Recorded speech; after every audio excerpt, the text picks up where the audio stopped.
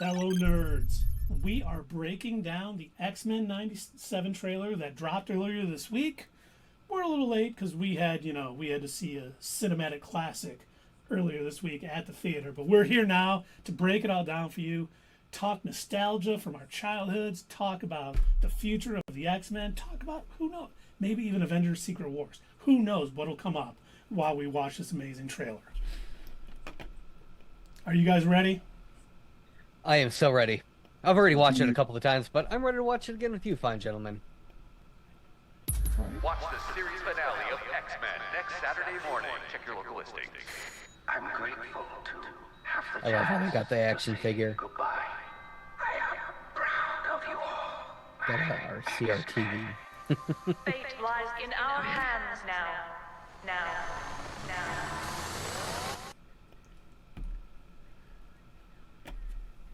So much in so little time. First off, that was tremendous that the trailer opening up with the little TV. Not only did we see that Colossus action figure on the side of the screen that Doug mentioned, we also had the picture of Jean Grey and Cyclops on the left side, which for those of you who don't know, is what Wolverine is actually looking at in that meme that everyone has replaced it over the years. Yes. That's the actual picture he's looking at because, he really has a fondness for Jean and not a real big fan of Cyclops. So that was great. The people who put this trailer together knew its audience.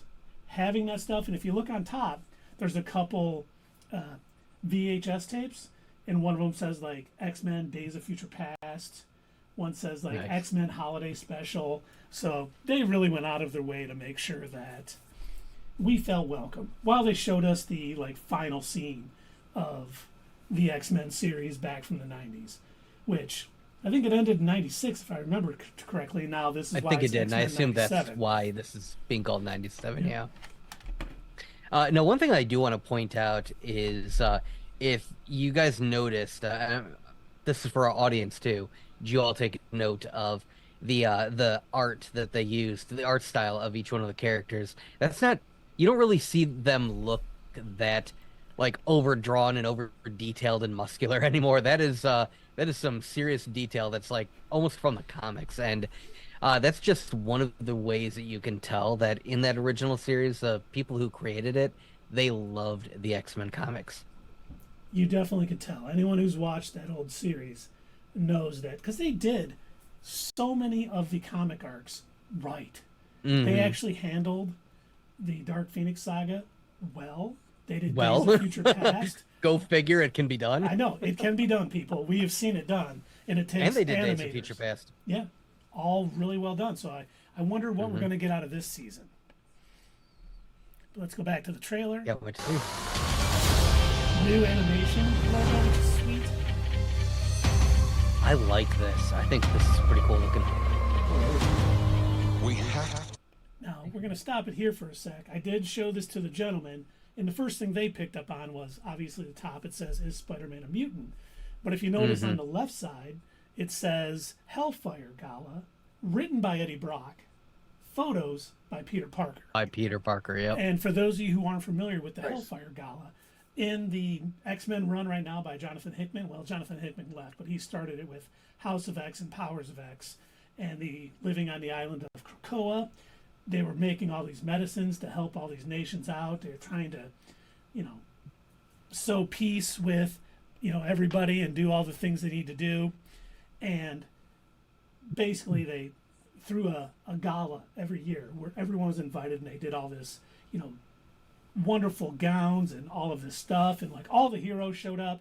And unfortunately, the gala is where Orchis came and kind of killed a bunch of mutants and a bunch of humans to begin the fall of X, which is kind of the ending of this arc that Hickman ran on. So the fact that they would throw that in there, I don't think this is going to take place on the island of Krakoa, like the series, like the House of X, Powers of X is, but throwing that little Easter egg in there with Eddie Brock, who we all know is Venom, and then Peter Parker. I have a theory about that. Oh, let's hear it.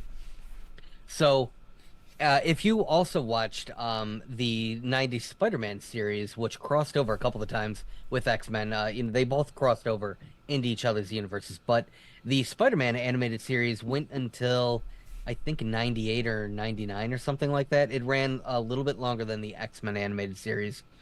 And by the end of it, Eddie Brock was no longer working for the Daily Bugle. He had his whole Venom arc. He was arrested, gave up the symbiote. He even helped Spider-Man stop Carnage at one point. So, like, his whole arc was done. I think my theory is that because this is X-Men 97, I think that this series, whether it brings in any of the characters from Spider-Man, from the animated Spider-Man series, I don't think it will, but in case it does, I think it actually takes place before that series ended. I like that. So this is actually taking place before the Spider-Man series ended. Yes. I like that theory, sir. And I think that would be why they're still showing, photos by Eddie Brock or photos by Peter written by Eddie Brock. At that point, he would have still been working for the Bugle, wouldn't have been introduced to symbiote yet. And before we move on, I do want to say too, if you notice in that first scene, we see people standing off to the side with the spotlight going, and that looks like Calypso and Leech from the Morlocks. Ooh. I kind of looked at it. It looks like I'm 100% sure it's Leech, and I'm almost positive it's Calypso too. But it definitely looks like them. So keep an eye out for that. So definitely getting the Morlocks back in here. To stay vigilant. The professor entrusted us with his dream. No matter how dark it is. Of course, always people got to be yelling about how much I hate mutants. Yeah, we see a coffin being lowered into the ground. Are they, since at the end, for those of you that don't know, at the end of the X-Men animated series, Professor X was attacked by one of the, Friends of Humanity, which we saw one of the signs in the protesters. And I think the leader of Friends of Humanity, if I remember. And he was dying, but he was taken off by the Shi'ar Empress to space because she said she could heal him. So I wonder if that is his coffin and pretending that Professor X Xavier has passed away, or is someone else going to die in this series?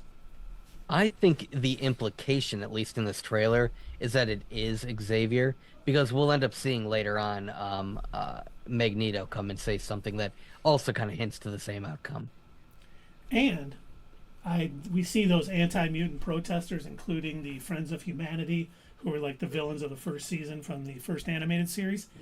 Because in a minute, well, actually we did see it. We just saw at the end Magneto in front of the UN. Do you think these protesters are outside of the UN since Magneto is speaking to them?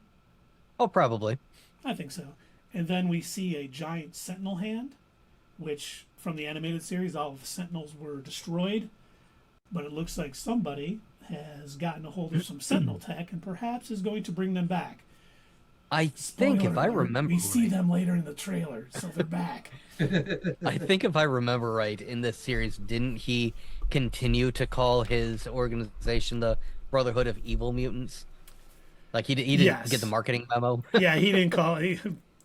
We're evil, or he was saying they were evil because that's how people were going to see them. So he wanted to, go full into it. Yeah, calling themselves the evil mutants was just terrible. And then at the end here, we did see that picture of Magneto standing in front of the UN General Assembly, which, we'll talk a little bit more about the comics in a little bit. But let's get back to the trailer. Oh, we never came up. We must believe in each other.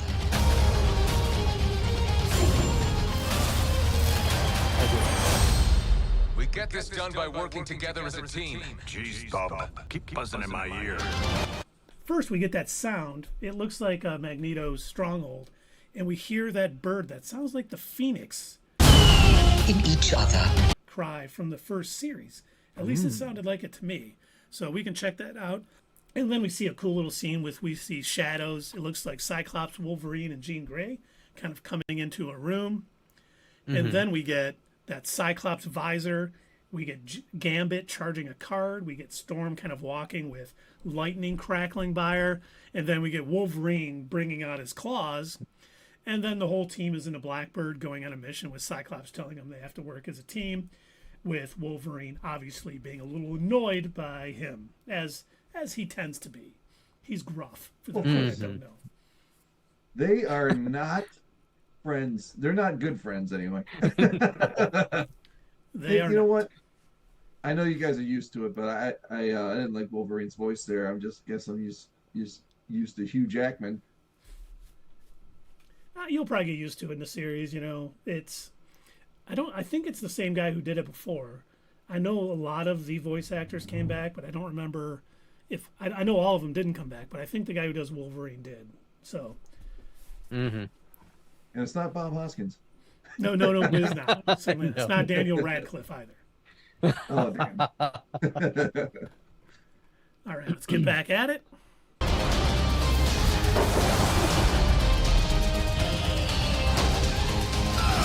Storm's got a new do. She does, and we get. Jubilee. Well, Jubilee. yeah, we got. She was always my favorite character. We got the Blackbird blasting through the sky, and then we get Storm showing off why she is an Omega level mutant. You definitely do not want to mess with Storm. She'll mess you up. Then we see some fireworks. I think that's Genosha. I'm not positive, but I'm pretty sure. And then obviously they show Jubilee right after it, and we know her power is, the little fireworks like display, which, I wonder how they're gonna do this, because in the first episode of the animated series, Jubilee is kind of brought into the X-Men. It's like her first day when they bring her on and welcome her to the school, and that's how kind of it kicks off. So I wonder if they're going to have kind of her being still kind of a youngin' and a rookie, if they're going to bring someone else in. Because we do see Morph, again, which we can talk about that in a few minutes. But, then we get Bishop, who Bishop, for those of you that don't know, is from the future. And he only comes back when stuff is messed up. So I don't know if this is getting messed up because Magneto has taken over the school, which we'll see in a little bit. In a minute, we will see something that may be why he comes back, and we'll talk about that. But it'll be interesting to see, because we see a lot of Bishop in this trailer. And he's only been a part of the X-Men comics when they have to change something because it totally, screws up the future. I think I know what he's coming back for. Is it He the next saw scene? he saw Fox try to do 2 Phoenix Force movies. Both of them were terrible, and he's like, you know what? We got to come and we got to do it right. We got to fix it, so we never have to deal with that ever again. Now, he came back to grab the xenomorph that was there. He's gonna come back. X-Men, you remember when we did Days of Future Past? Well, we're coming to do it again. We're gonna do Phoenix Force, and we're gonna do it again, and it's gonna be great. All right, Bishop, we got you. If they do it again, they should spread it over like the next 3 phases of the MCU. One of the things that the X-Men animated series and the Spider-Man animated series did well is they weren't afraid to do arcs, like episode arcs. So they would tell like an entire comic book story over several episodes. Yeah, and cool. It was very unusual at the time for cartoons to do that, because they always had to reset the status quo and put everything back to the way it was, because kids apparently had too short of an attention span to be able to watch an episode and then come back to watch the rest of that story play out. But for X-Men and Spider-Man, they're like, yeah, no, we think these kids are smart enough. Here's a They're gonna want to watch a six-parter continuous we're going to story. drop on you. Right, yeah. And when I was at that age, I loved that stuff. Yeah, me too. I was always into like, how deep can you go? Mm-hmm. And we see Bishop obviously using his powers here. He can absorb energy and redirect it. Heads up!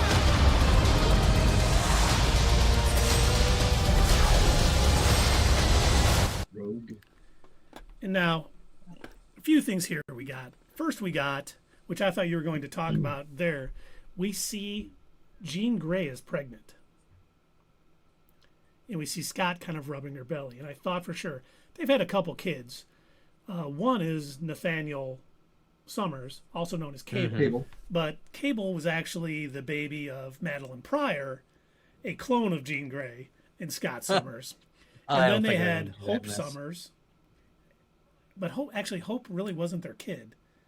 She said she was a Summers, but I think she ended up not being one of their kids. Then they had Rachel Summers, who was at one point, I believe, going to be in Days of Future Past, the movie, until they got Yes. Kitty to do it. They ended up replacing her with Kitty Pryde, So- but yeah.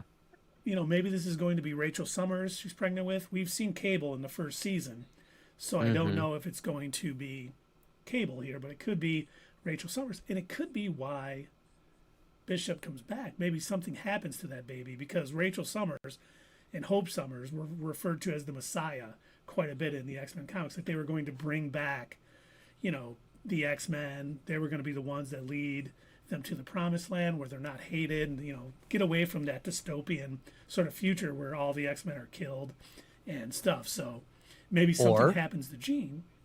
Or it's not Scott's. It's Wolverine's. Come here, bub. And when I say bub, I mean my kid. Then we get those Sentinels attacking, like I talked about earlier. So they definitely are back and not better than ever. And then we get Gambit riding Wolverine, and then he is charging up his claws. Are you going to put it back on the... Cool. Why didn't anybody think to do that before? Well, I think I know why, and I'll tell you why. Because his claws are part of his entire skeleton. So basically, Gambit just charged his entire skeleton. And when it blows up, it's probably going to blow all the skin off of him. I don't think the writers thought this through when they said, you know what'd be cool? You know, we don't have Colossus, so we can't do a fastball special. Let's have Gambit charge his claws up, not knowing that the adamantium, thanks Dave for that, is going to charge up all of it in his body and probably blow all of the skin off of him when he lets go of that charge. So this is going to end badly. Silver lining. We do like silver linings. Gambit has learned how to control his powers, and he can focus it onto specific areas. Yeah, that's it. Good. Okay, good. I'm going to go with that. I like that. Thank you. All right. Thank you, Doug. Because, my God, could you imagine sitting down to watch animated X-Men only to watch Wolverine's entire, just become a metal endoskeleton, like a Terminator, because all of his skin just got blown off. And then for the next 6 episodes, he has to grow it back. I was going to say, he can recover. I could see that in Deadpool and Wolverine, but not this. Yeah, definitely not this. You mean Wolverine and A-Hole? Yes, I'm sorry, you're right. All right, let's get back to it. To me, my X-Men.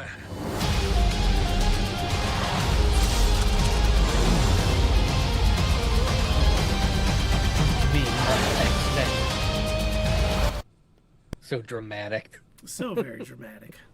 But we do get, for one, we get that line that Xavier always says, to me, my X-Men. And hearing Scott saying it, it looks like he is going to be the leader of the X-Men here. At least seemingly the leader of the X-Men. For now. But him saying that line was like, that's pretty cool. I'm glad they showed that, because that's almost like Avengers Assemble to the X-Men, because that's what Xavier always said to them. Hey, to me, my X-Men. Yes. So that was really cool. And then you see the team that we're probably going to get this season, which is Cyclops, Beast, Bishop, Wolverine, Rogue, Gambit, Storm, and Morph. And it's an interesting one, because Morph was in the very first episode of X-Men the Animated Series and seemingly got killed. Wolverine blamed himself left for dead, and blamed Cyclops for it. He ended up wasn't dead, and actually Mr. Sinister got a hold of him and kind of messed him up and turned him against the X-Men. And then by the end of it, he kind of came back to the X-Men. And he actually was imitating, he has the ability to change his shape and voice and stuff. And he was basically, at the end, was pretending to be Charles Xavier after he left for space to tell everyone, hey, we can all get along and all this stuff. Wanted that one last message. So he's seemingly back on the side of the X-Men. But I know that Mr. Sinister is a villain this season. He's going to be back. So I wonder if he still has some tentacles. And I said tentacles in him, in Morph, and he may turn him against the X-Men. He may be an inside agent for Mr. Sinister. I think that would be kind of cool. I bet that would be the case. We should do an in focus on Mr. Sinister. What do you guys think? Let us know in the comments. You want us to do that, or any other characters from this series? There's so many we could do. There's just watching this again, I was like, oh man, we're in such a treat when the X-Men finally get to the MCU, and this is probably the beginning. Because the thing I noticed too, Beast from the Marvels trailer had the sort of lab coat on. He had the glasses, much like Beast from the old X-Men animated series. And Charles Xavier from Multiverse of Madness, Patrick Stewart, was in the yellow wheelchair from the animated series. So there was a lot that have hinted back. Like, this is obviously a part of the MCU multiverse. So it's going to be very interesting to see how this plays out, and if it somehow incorporates into leading into an incursion, Marvel Secret Wars, all of that stuff that we know is coming.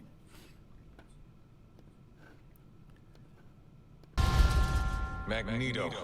The last will and testament of Charles Xavier. I am really looking forward to this. I gotta say, it's gonna be To good. me. And this is the scene I was talking about. Yes, and we do see that Magneto is holding up the last will and testament of Charles Xavier. And it's a few things you notice from this scene, and we should go back to it while we kind of talk about it here for a sec. But not only does he use his powers to kind of push it over, he uses his powers to kind of send it over.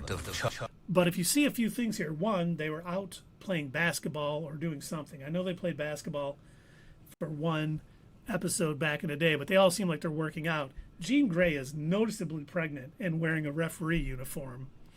You know, you see more. She's not in the game. Yeah, yep, she's not in the game, and they're just all ready. So there was a run in the '90s. I think it was late '80s, early '90s, with Chris Claremont, where the same thing happened. Charles Xavier was assumed dead, and Magneto came and took over Charles Xavier's school. And Claremont's plan was always to have him stay that way. He wanted Magneto to be the new head, kind of be reformed and do all that. And eventually they kind of took him back to the Brotherhood, you know, made him be once again where he thought it was humans versus mutants. They can't all live together. But it'll be interesting to see how the animated show handles this because of how we know what happened. You know, he came over, they didn't trust him. He was helping the New Mutants too, which we're definitely not going to see in this animated series.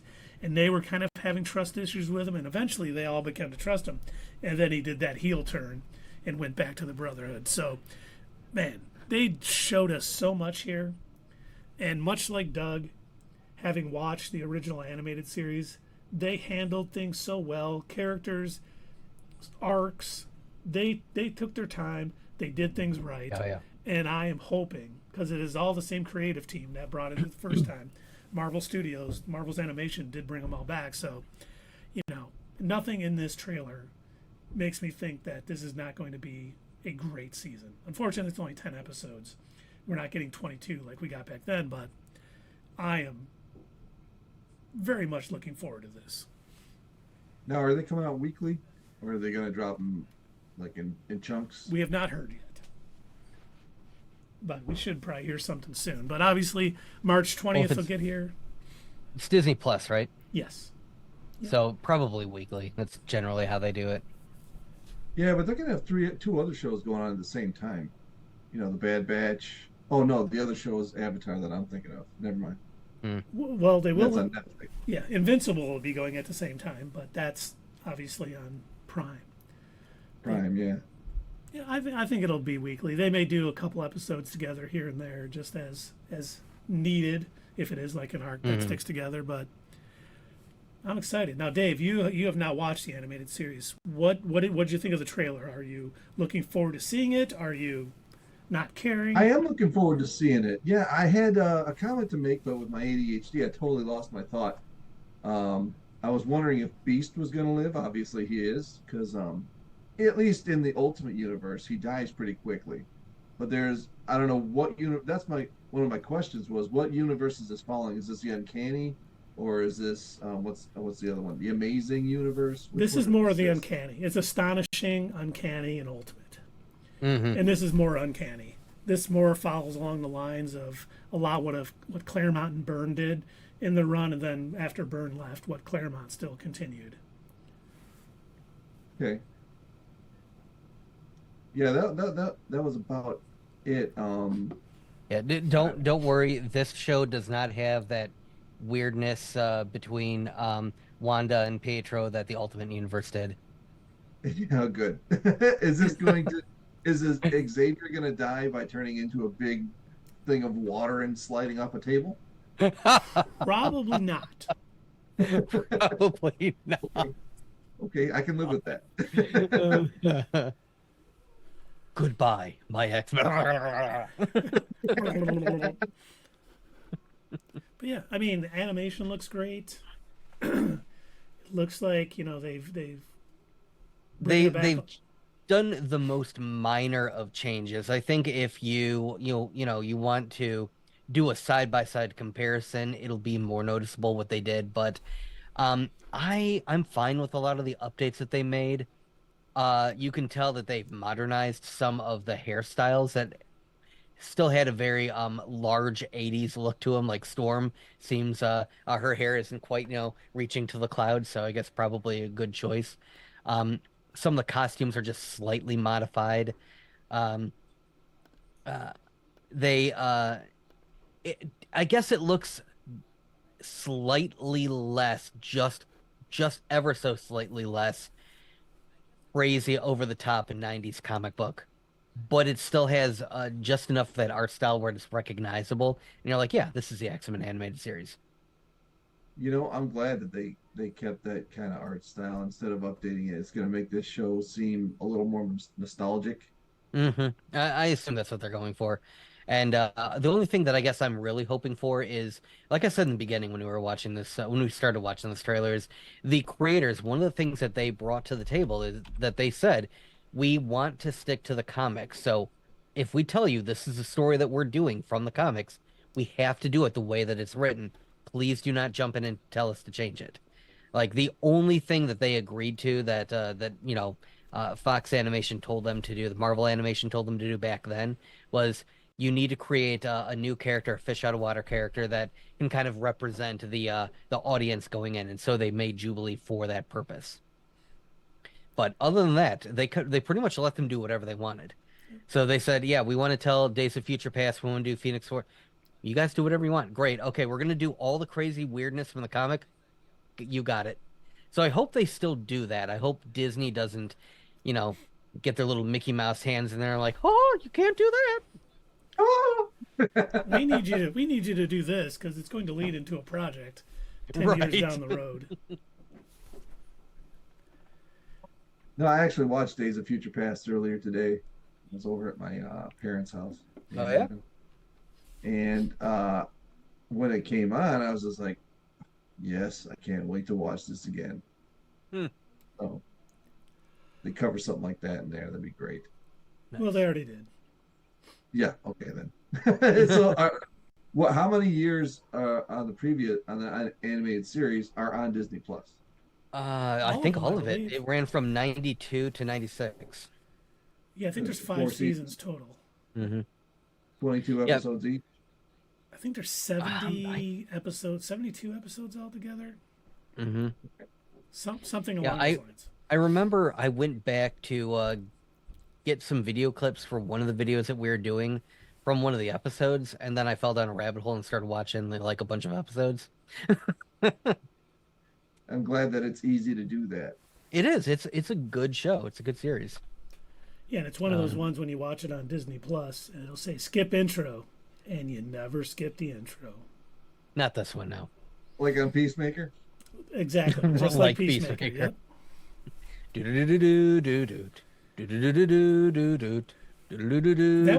That was my other point I wanted to make. I totally forgot. Every time, the reason I think this animated series, why they brought it back, and 2, why it's going to play a big part in the MCU moving forward, is because not only did we get the yellow wheelchair in Multiverse of Madness, not only did we get the Beast with the lab coat and the glasses like the animated series and the end of the Marvels. But they use that music sting in Miss Marvel. They use it there, and they also used it in Multiverse of Madness when Patrick Stewart rolled in. So that seems to be their, hey, he's a mutant music. Well, imagine Nick Fury has like a little mutant signal and it plays that little tune. Yeah, his phone just, they're here. Now, since everything in the X-Men 97 is going to be MCU canon, is this going to factor in where they've been? Or is this going to be like a multi-dimensional? This is a multi-dimensional thing. This is a different dimension. These won't be the X-Men that end up making their way into the prime MCU. Too bad. If they do even have them, I'm not entirely sure. Honestly, the only one, like, I love this team. The only one that I'm disappointed was not in the show much. He wasn't in a bit. Was Colossus. I always loved that character in the comics. You know, he was one of the main characters throughout the run after the original X-Men were gone. Ironically, got gobbled up by Krakoa, and then this new X-Men team kind of came and saved them. And he was always a part of it. He wasn't on the animated show, and that always disappointed me. That was my one big regret about the show. Even though we got him, I think there was a few episodes he was in. He wasn't a mainstay on the team. But they can only have so many characters, and I get it. So Yeah. I hope his action figure being there is a little hint, a little hint foreshadowing that they'll bring him we'll in. see him, yeah. You know, one thing that I was disappointed by back in the day, so I was a huge fan of this series, and when they said that in X-Men 2 that Gambit and Colossus were going to be in X-Men 2, I was like, oh, sweet, Gambit, I know him from the cartoon. And then it turned out he was like one of the evil mutants, and he was there for like 5 seconds. I'm like, that was stupid. And honestly, Colossus got a lot better, looked a lot better, and had a lot more screen time in the Deadpool movies than he did in any of the X-Men movies. So that was nice. That's what I was going to say. In X2, it was dumb. And, you know, Wolverine Origins, that was a great movie for Gambit. By the way, I just wanted to see the look on Keith's face when I said this. Did you hear the rumor about Deadpool and Wolverine? We're getting Gambit in it. Oh? But it is going to be Tatum Channing playing it. Because really? For those of you with a choice? With not, well, he was signed on to star in a Gambit movie as Gambit. Yeah. And it never happened. Never got out of pre-production, never anything happened. So they think that Ryan Reynolds, being the nerd that he is, was like, we want you to play Gambit. He was like, oh yeah, 100%, I'm there. And so he's going to have a cameo. I wonder if he's going to be able to pull off the Creole accent. You know, having been signed on for it and doing that, I certainly hope so. But we will definitely find out. Or is he going to be like, I'm Gambit, bitch? That's the Juggernaut's line. Was that Timothy Oliphant who played him in the Wolverine Origins movie? I gotta. No, it was Taylor Kitsch. Taylor. Oh, you're right. It wasn't Oliphant. Different looking guy. They're close. Yeah, they look similar. Well, should we talk hype levels, gentlemen? Oh yeah, I think so. We'll let Dave go first, since he's because I'm the least acquainted. You don't have the nostalgia factor, I think, coming into play. Yeah. So. And after seeing the trailer, is my hype factor up there? I'd say my hype factor is about a 6 right now, just because I don't have the background that you guys do on this show. All right. So I still want to. I will be watching it, but it's not as high up there, I guess, as you guys. What do you think, Doug? Well, I'm at an 8 because I'm going to mellow it out just a little bit, but I am very excited for this series. The minute that it was announced, when we got that initial logo, I have been waiting for this, and I'm so glad that it's finally coming out. It's coming out soon.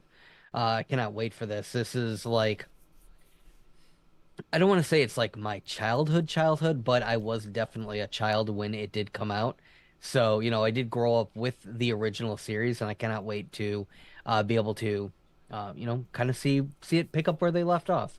And I hope that it does it justice, and I hope that they're not just using it for the nostalgia points, and then it's not going to be anywhere near as good as the original series. Because, I don't want to beat a dead horse, but the thing that made the original series so great was the love and respect of the characters and of the storylines from the comics. The people who came together to make this originally, they knew what they were doing. They knew these characters and they knew the stories and they loved them. And so they did what Zack Snyder could never hope to do. There wasn't enough singing sirens. There were exactly 0 singing sirens in this series. And they didn't have enough time to have slow-mos. Right. Yeah, I'm with Doug, but I think my rating's even higher. Mine's probably about a 9 for this. When they first announced it, I was very skeptical. I didn't know. Then you hear, they're getting the creative team back. They're all on board. Mm-hmm. They've been working on it. They've had stories they've wanted to do. It's kind of a continuation. Nice. And like Doug said, I was in the Marines when this show was out, and I was finding any way to watch them that I could, and doing a lot of the storylines, like the Dark Phoenix saga, doing Days of Future Past, which was all a part of that Claremont Byrne run, which to me is the quintessential X-Men run. I think they brought about all the hype for the X-Men. I mean, you got Jim Lee and stuff who did a lot of great things later. The Hickman run was great, but this was the run from the 70s and the 80s that really brought about X-Men being what they were and why they got an animated series. And these people stuck to those stories and did a great job. Obviously had a lot of love for the characters and the stories, and it came about. Seeing how this trailer looks and how things are going, this almost makes me feel very comfortable in that they're going to continue with the same quality. Nothing stuck out like, this is going to be a little crazy. The only thing that was a little weird to me was how Magneto was talking to them at the end when he's like, all of Charles Xavier's dreams is all mine now. Because he came in the comics and was like, listen, you guys know Charles and I were friends for a long time. I want to run the school now that he's gone. I want to, fulfill his dream and do all that stuff. And he sounded more adversarial when he was talking to them, like, here's the last will, and now I'm your boss. Ha ha. Well, again, this Magneto did never change his group from the Brotherhood of... I think he was kind of the overall antagonist throughout this series. Yeah, we had Mr. Sinister, and we had Apocalypse, and we had a few others, but he was definitely sort of the main one, because he had the closest relationship with, Xavier and everybody else. So. Yeah.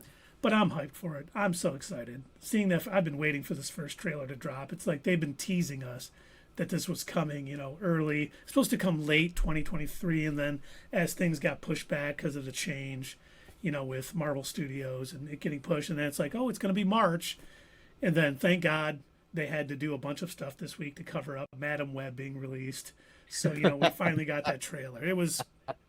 I really enjoyed it. I'm fired up for the show. I cannot wait for it to drop.